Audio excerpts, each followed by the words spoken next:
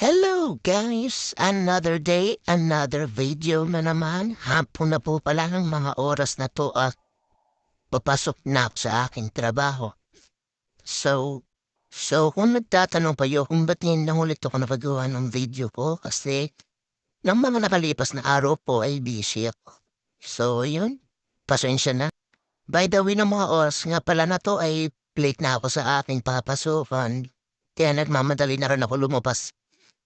At iyan, lalabas na ako ng aming flat at baka maiwan pa ako ng aming service na po.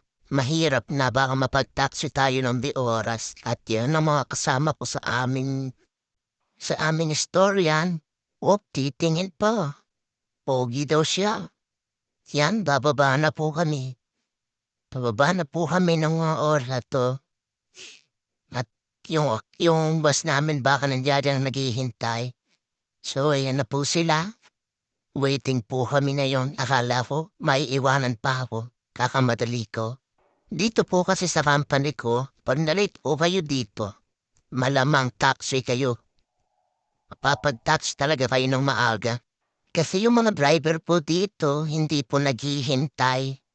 Pero kapag uwian na, kalahating oras ka talaga maghihintay. Grabe sila.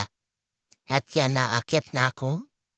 Yan po mga yan ay galing sa ibang branch. Yung iba-ibang lahi po.